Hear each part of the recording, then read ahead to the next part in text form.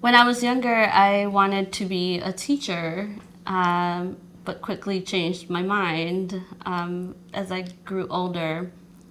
Uh, I think then I was drawn into more writing. I've been writing ever since I don't know, maybe the age of 6. English is my second language, so to me, I always practiced writing. I always read a lot. I always looked up things in a dictionary just so that I could know the definition of things. So I would always just write. And then in my mind in college, I majored in English, but then quickly realized that I did not want to be a teacher. I could have been an editor or something like that, but at the end of the day, I just double majored in psychology. And from there, I went on into being kind of wondering what I was going to do to make a living. That to me was really important because I come from having faced extreme poverty. And so to me, the financial aspect of what I wanted to do, it wasn't very much like follow your dreams. It was very practical. So from then on, once I graduated, I decided to go into social work, and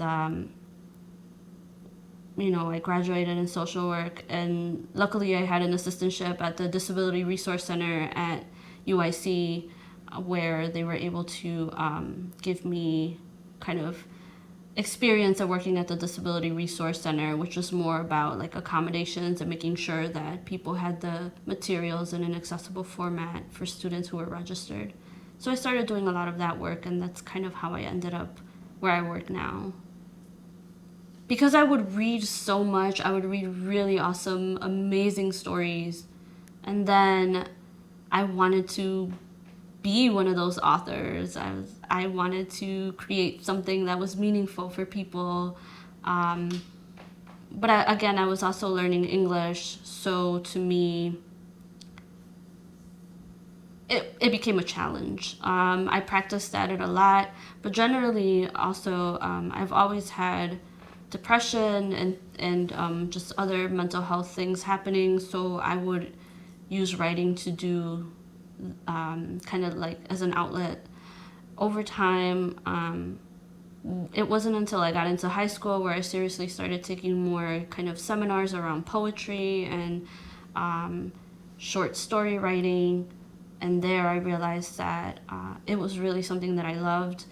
I began doing disability awareness presentations. Really, what it was just me reading my poetry as community service.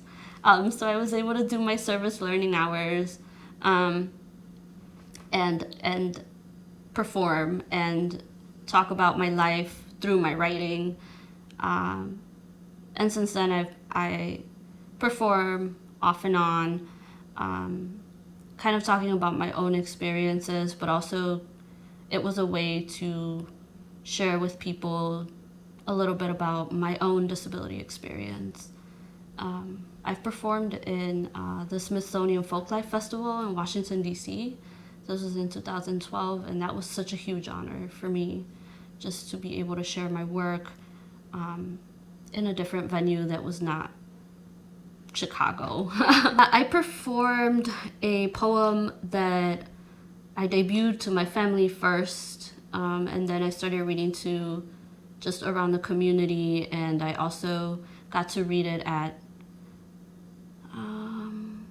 some workshop that the Poetry Center put on through high school, and I got picked to go perform it. It was about talking about my car accident when I became blind when I was a child. I was actually an infant, maybe like 10 months, and that was how I lost my sight. But my poem was more focused on thinking about the person who drove the car, who I personally do not know, but I found out later that he went to prison, and just kind of writing a letter to him and to my mother. And so that was my poem. It's pretty personal and pretty deep for me, and I think a lot of people responded in the same way. It was actually how I met Dr. Carrie Sandall. kind of reading it at an event later on.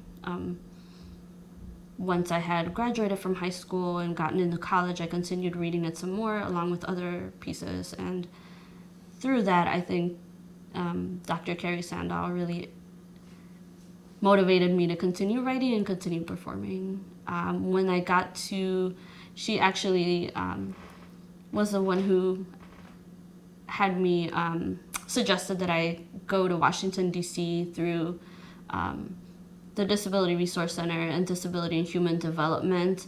They were going to the Smithsonian Folklife Festival to promote higher education for people with disabilities. And it was part of not just talking about services, but also the arts and how wonderful the arts could be, and just that people with disabilities are also artists, because often you don't think about disabled artists. And so when I was able to read my poem, it was